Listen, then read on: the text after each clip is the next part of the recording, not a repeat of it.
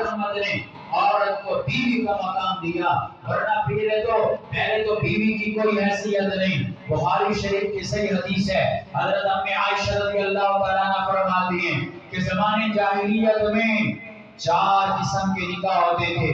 Number 1 یہ اسلامی نکاح جو اس وقت ہے۔ نمبر 2 بعض دفعہ ایسا ہوتا ایک عورت سے 2 مرد نکاح کرتے تھے معاذ اللہ۔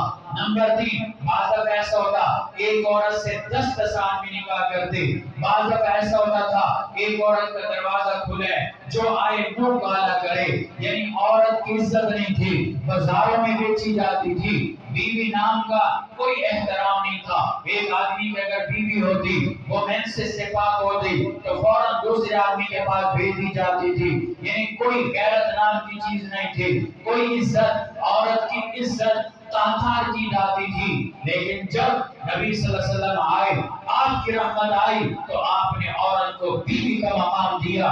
آپ نے فرمایا تم میں سے سب سے بہترین وہ ہے جو اپنے گھر والوں کے ساتھ اس نے سلوک کرتا ہے، اور یاد رکھو میں تم میں سب سے زیادہ بہتر ہوں کیونکہ میں اپنے گھر والوں کا سب سے زیادہ خیال رکھتا ہوں۔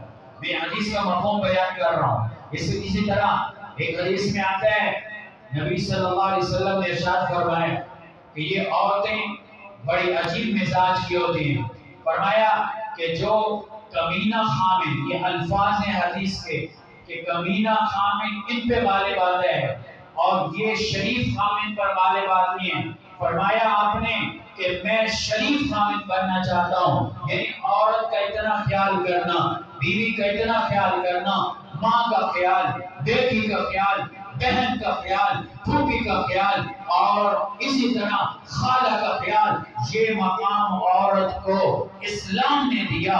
نبی صلی اللہ علیہ وسلم کی رحمت کی وجہ سے یہ انقلاب آیا کہ عورت کو ایک عزت اور ایک مقام ملا۔ 5واں انقلاب کون سا آیا؟ اس دور میں لوگ نا امید تھے، اللہ سے کانٹیکٹ ختم، عجیب عجیب نظریات۔ عیسائی لوگ کہتے تھے تم اس دنیا میں جتنا اچھا کر لو، جتنا اللہ کو راضی کرنے کی کوشش کرو، لیکن تمہیں سزا ضرور ملے گی۔ معاذ اللہ حضرت عیسیٰ علیہ السلام کو سولی پر چڑھائے جانے کی وجہ سے۔ اسی طرح ہندوستان کے ہندوؤں کا ایک نظریہ تھا، بھگوان کا نظریہ، کہ پچھلے جنم جو گزرے ہیں ان جنموں کی سزا تمہیں اس جنم میں بھی ملے گی، اگلے جنم میں بھی ملے گی۔